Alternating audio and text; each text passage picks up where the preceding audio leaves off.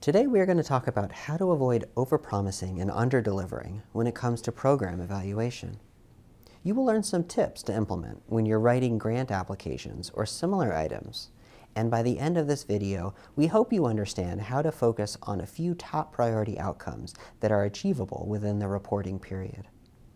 This video will use a metaphor to walk through some of these tips.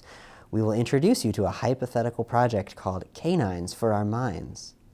Canines for Our Minds is a dog training and therapy program for people who experience PTSD. And the program has 3 steps.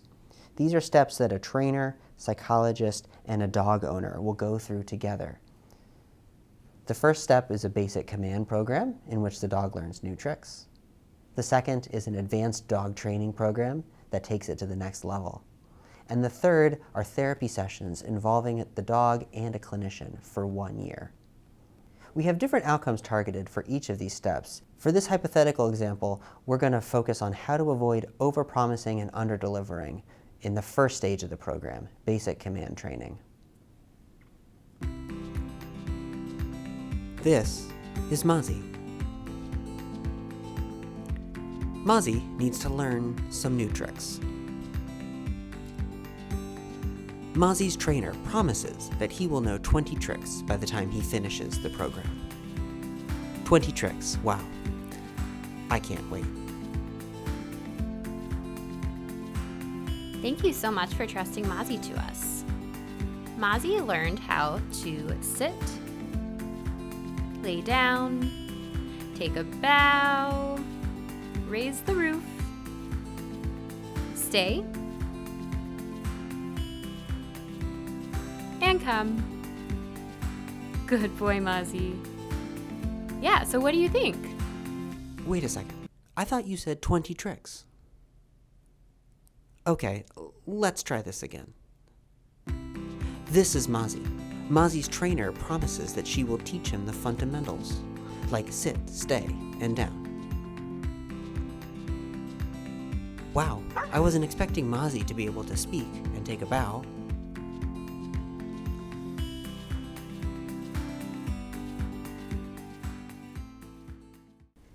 And so in the example we just went through, we talked about making sure we only promise the essential tricks.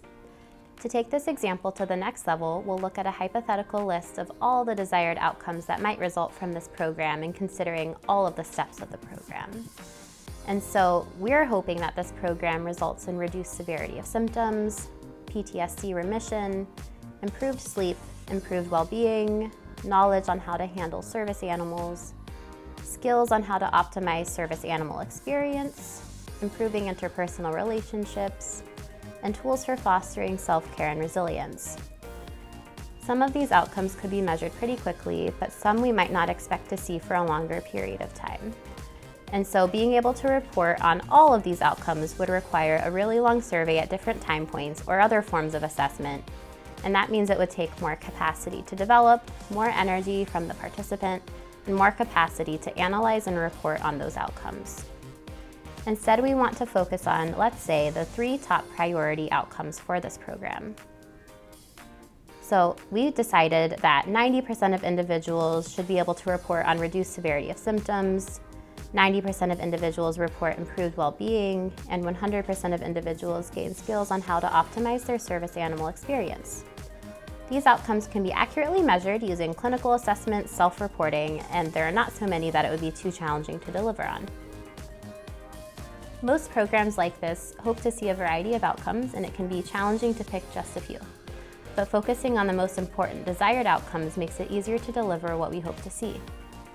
Here are some tips for ensuring we can deliver what we promise. Pick 3 outcomes that directly relate to program activities, that can be ideally achieved and measured within the reporting period and can be measured with reliable and valid measurement tools.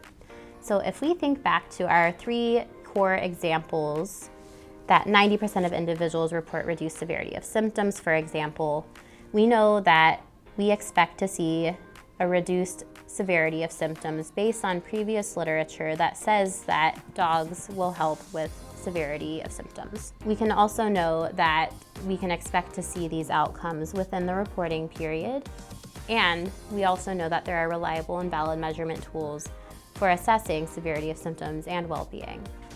So stay tuned for a new microlearning about choosing and measuring program outcomes. Thanks for watching.